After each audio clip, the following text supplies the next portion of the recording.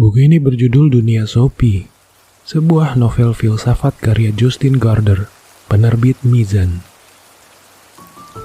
Bab 1 Taman Firdaus. Pada satu titik, sesuatu pasti berasal dari ketiadaan.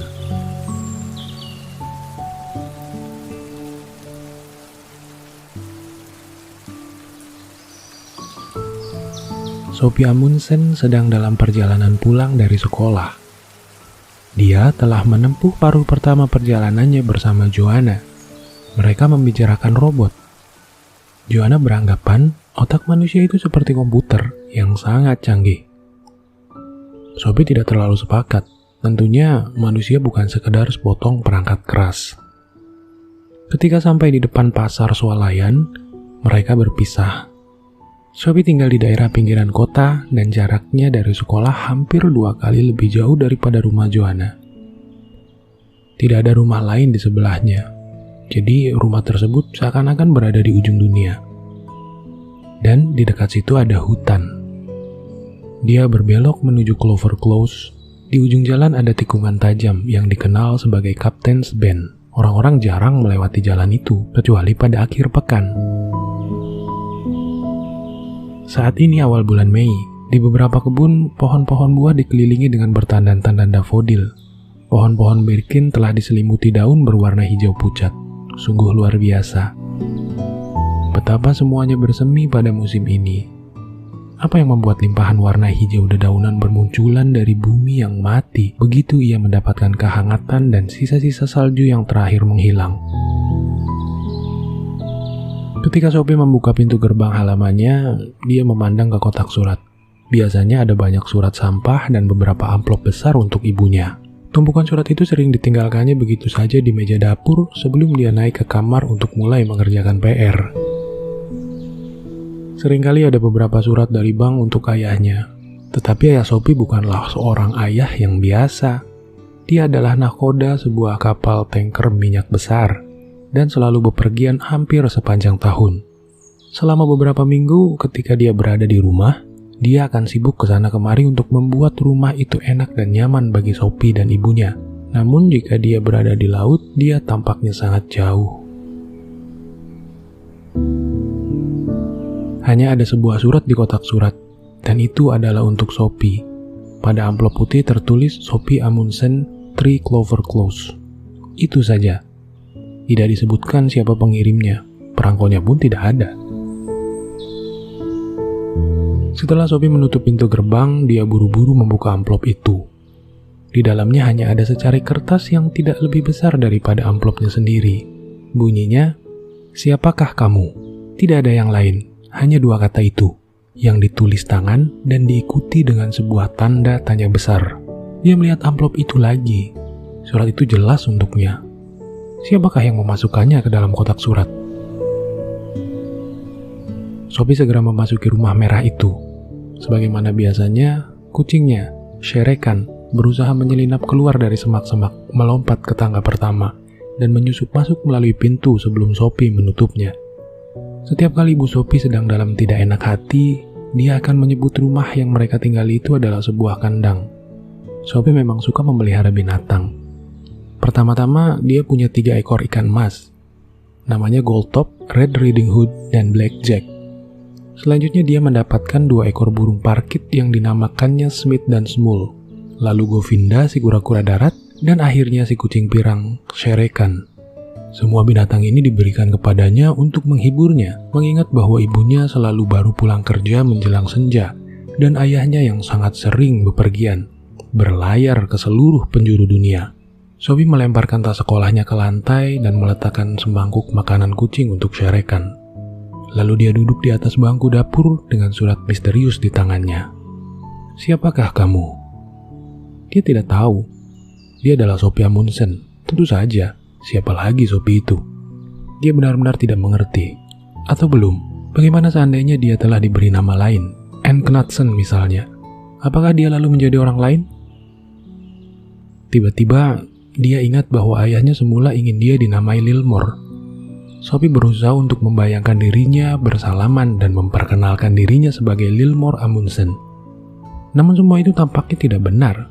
tetap saja itu adalah orang lain yang memperkenalkan dirinya. Dia melompat dan pergi ke kamar mandi dengan surat aneh di tangannya. Dia berdiri di depan cermin dan menatap matanya sendiri.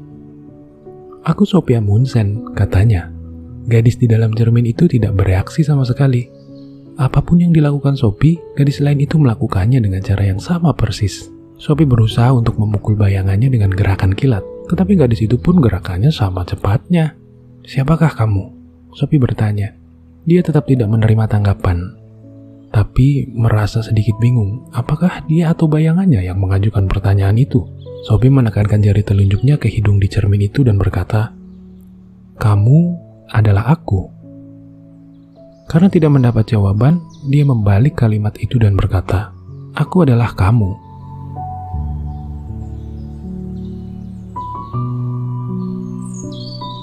Sophia Munsen sering merasa tidak puas dengan penampilannya. Orang sering bilang dia memiliki sepasang mata indah berbentuk buah almond, tetapi itu barangkali hanya diucapkan orang-orang sebab hidungnya terlalu kecil dan mulutnya agak terlalu besar. Dan telinganya terlalu berdekatan dengan matanya. Yang paling buruk dari semuanya itu adalah rambutnya yang lurus, yang tidak mungkin bisa diapa-apakan. Kadang-kadang ayahnya yang membelai rambutnya dan menyebutnya gadis dengan rambut jerami. Bagi ayahnya itu tidak menjadi soal, sebab bukan dia yang dijatuhi kutukan untuk hidup dengan rambut lurus berwarna gelap. Krim rambut maupun styling gel sama sekali tidak berpengaruh pada rambut Sophie. Kadang-kadang dia menganggap dirinya begitu jelek, sehingga dia bertanya-tanya, apakah dia terlahir cacat? Namun, apakah yang sesungguhnya menentukan penampilan kita? Bukankah aneh bahwa dia tidak mengenal siapa dirinya? Dan bukankah tidak masuk akal bahwa dia tidak pernah diizinkan untuk ikut menentukan bagaimana penampilannya? Dia hanya sekedar ditimpa penampilan seperti itu. Dia memang dapat memilih kawan-kawannya sendiri, tapi jelas, dia tidak dapat memilih dirinya sendiri. Dia bahkan tidak memilih menjadi seorang manusia. Tapi, apakah manusia itu? Sophie kembali menatap gadis di cermin itu. Sebaiknya aku ke atas dan mengerjakan PR biologiku, katanya nyaris seperti minta maaf.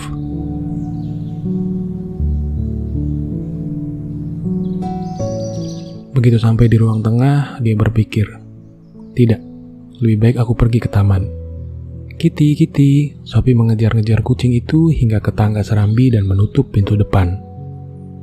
Ketika dia berada di luar, di atas jalan berkerikil dengan surat misterius di tangannya, perasaan yang sangat aneh menyerangnya. Dia merasa seperti sebuah boneka yang tiba-tiba dihidupkan oleh sapuan sebatang tongkat sihir. Bukankah ajaib bisa berada di dunia saat ini? Berkelana ke sana kemari dalam suatu petualangan yang sangat mencengangkan. Sherekan melompat ringan melintasi kerikil dan menyelinap ke serumpun remak-remak kismis merah. Seekor kucing hidup yang penuh energi dari kumis putih hingga ekornya yang bergerak-gerak di ujung badannya yang licin. Ia juga berada di sini, di taman ini.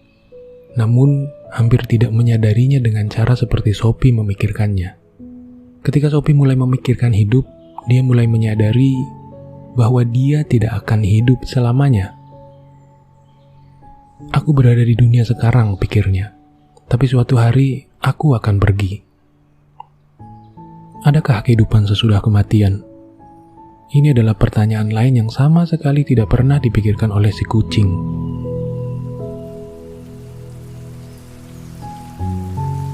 Belum lama, nenek Sophie meninggal. Selama lebih dari 6 bulan, Sophie merindukannya dari hari ke hari. Sungguh tidak adil bahwa kehidupan harus berakhir. Sophie berdiri di atas jalan berkerikil. Dia berusaha untuk berpikir ekstra keras mengenai hidup agar dia dapat melupakan bahwa dia tidak akan hidup selama-lamanya. Tapi itu mustahil. Begitu dia berkonsentrasi pada kehidupannya sekarang, pikiran tentang kematian pun memasuki benaknya. Hal yang sama terjadi sebaliknya. Hanya dengan membangkitkan perasaan mendalam bahwa suatu hari orang pasti mati, maka dia dapat menghargai betapa senangnya dia bisa hidup. Ini seperti dua sisi mata uang yang berulang-ulang di balik-baliknya. Dan semakin besar dan semakin jelas satu sisi, semakin besar dan semakin jelas pula sisi lainnya.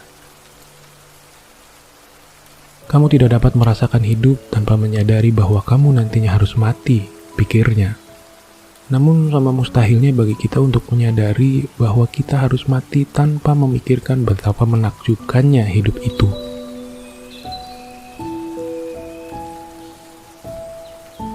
Sophie ingat, nenek mengatakan sesuatu semacam itu pada hari ketika dokter menyatakan dirinya sakit.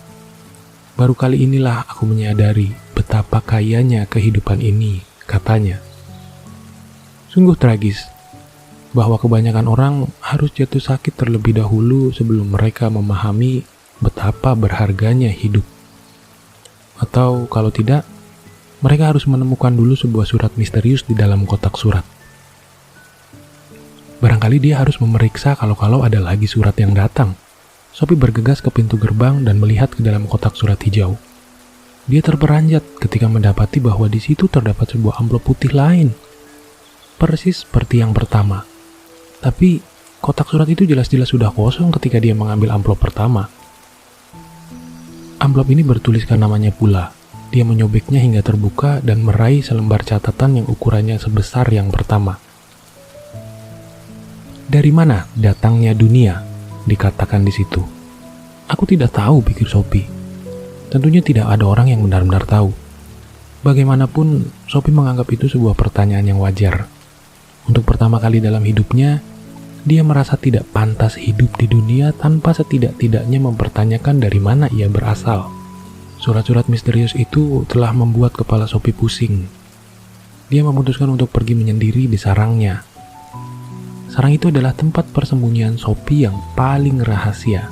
Kesitulah dia pergi jika dia merasa sangat marah, sangat sedih, atau sangat bahagia. Hari ini, dia hanya bingung.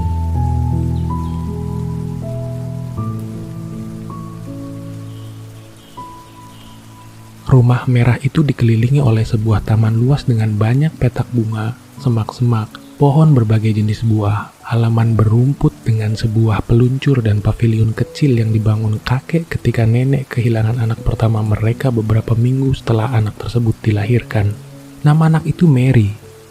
Pada pusarannya tertulis kata-kata, "Mary kecil mendatangi kami, menyalami kami, dan pergi lagi."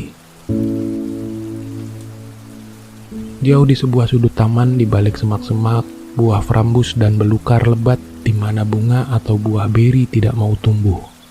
Sesungguhnya itu adalah sebuah pagar tanaman yang menjadi batas dengan hutan. Tapi karena tidak ada orang yang memangkasnya selama 20 tahun terakhir ini, ia berubah menjadi semak-semak yang kacau dan tak tertembus. Nenek sering berkata bahwa pagar itu menyulitkan kawanan rubah untuk mencuri ayam pada masa perang. Ketika ayam-ayam itu dilepas leluasa di dalam taman. Bagi semua orang, kecuali Sophie, pagar tanaman kuno itu sama tak bergunanya dengan kandang kelinci di ujung lain taman itu. Namun itu hanya karena mereka belum menemukan rahasia Sophie. Sophie telah menemukan lubang kecil di pagar itu sejak dia bisa mengingat. Ketika merayap ke sana, dia memasuki sebuah rongga di antara semak-semak. Rongga itu seperti sebuah rumah mungil. Dia tahu, tak seorang pun dapat menemukannya di sana. Dengan menggenggam kedua amplop di tangannya, Sophie berlari melintasi taman.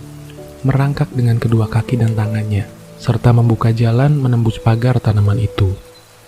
Sarang itu tingginya hampir sama dengan tinggi tubuhnya saat berdiri tegak. Tapi hari ini, dia duduk di atas rumpun akar yang bertonjolan. Dari sana, dia dapat melihat keluar melalui lubang pengintip kecil di sela-sela ranting dan dedaunan. Meski tak satu lubang pun yang lebih besar dari sebuah koin kecil, dia dapat menyapukan pandangannya ke seluruh taman. Ketika masih kecil, dia suka berpikir, sungguh menyenangkan memperhatikan ibu dan ayahnya mencari-cari di antara pepohonan di situ. Sophie selalu menganggap taman itu sudah merupakan dunia tersendiri. Setiap kali mendengar tentang Taman Firdaus yang diceritakan dalam Bible, dia seperti diingatkan untuk duduk di sini di dalam sarangnya, mengawasi surga kecilnya sendiri.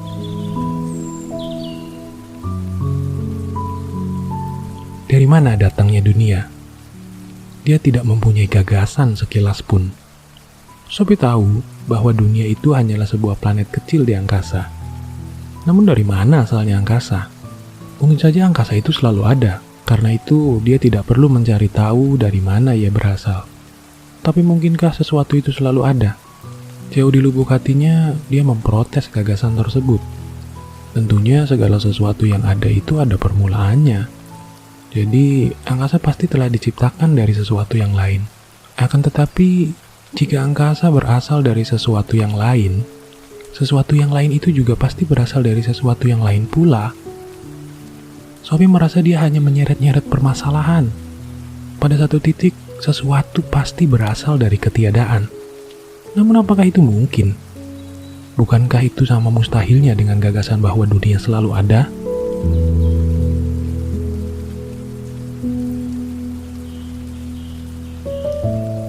Mereka telah belajar di sekolah bahwa Tuhan menciptakan dunia. Sophie berusaha untuk menghibur dirinya dengan pemikiran bahwa ini barangkali pemecahan terbaik untuk seluruh masalah itu. Tapi dia lalu mulai berpikir lagi. Dia dapat menerima bahwa Tuhan telah menciptakan angkasa. Tapi bagaimana dengan Tuhan sendiri? Apakah dia menciptakan dirinya sendiri dari ketiadaan? Lagi-lagi ada sesuatu yang jauh di lubuk hatinya memprotes. Meskipun Tuhan dapat menciptakan segala macam benda, tidak mungkin dia dapat menciptakan dirinya sendiri sebelum dia mempunyai diri. Maka hanya tinggal satu kemungkinan. Tuhan selalu ada. Tapi dia telah menolak kemungkinan itu. Segala sesuatu yang ada harus ada permulaannya. Persetan. Dia membuka kedua amplop itu lagi. Siapa kamu? Dari mana datangnya dunia? Pertanyaan-pertanyaan yang sungguh menjengkelkan. Dan ngomong-ngomong, dari mana datangnya surat-surat itu? Itu juga sama misteriusnya. Nyaris, siapa yang telah menyentakan Sophie keluar dari keberadaannya sehari-hari dan dengan tiba-tiba membawanya berhadapan dengan teka-teki besar tentang alam raya? Untuk ketiga kalinya, Sophie memeriksa kotak surat. Pak Pos baru saja mengantarkan kiriman hari itu. Sophie mengaduk setumpukan surat sampah, terbitan berkala, dan 2 surat untuk ibunya. Juga ada sebuah kartu pos bergambarkan pantai tropis. Dia membalik kartu itu. Di situ tertempel sebuah perangko Norwegia dan diberi cap pos, Batalion PBB. Mungkinkah itu dari ayah? Tapi bukankah dia berada di suatu tempat yang sama sekali lain? Itu juga bukan tulisan tangannya. Sophie merasakan detak jantungnya sedikit bertambah cepat ketika dia melihat kepada siapa kartu pos itu dialamatkan. Hilde Moller-Knegg, Sophie Amundsen, 3 Clover Close. Sisa alamat itu benar adanya. Kartu itu berbunyi, Hilde sayang, selamat ulang tahun ke-15.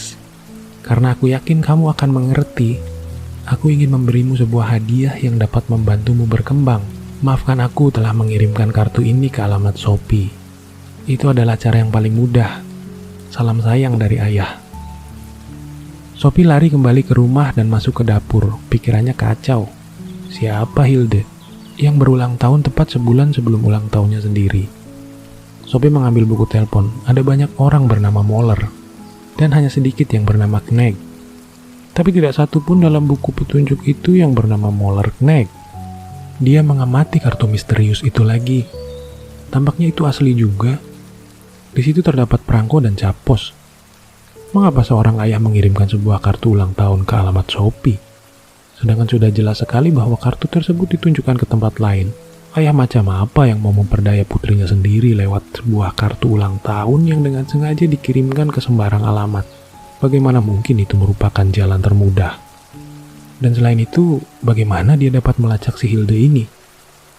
Kini, Sophie punya tambahan masalah yang mengganggu. Dia berusaha untuk meluruskan pikirannya. Siang ini, dalam waktu hanya 2 jam, dia telah dihadapkan dengan 3 masalah. Masalah pertama adalah siapa yang telah meletakkan 2 amplop putih di kotak suratnya. Yang kedua adalah pertanyaan-pertanyaan sulit yang tertulis dalam kedua surat tersebut. Dan masalah ketiga, siapakah Hilde Moller-Knegg dan mengapa Sophie yang dikirim kartu ulang tahunnya? Dia yakin bahwa ketiga masalah itu saling terkait. Pasti begitu. Sebab sejauh ini, hidup yang dijalaninya sungguh biasa-biasa saja.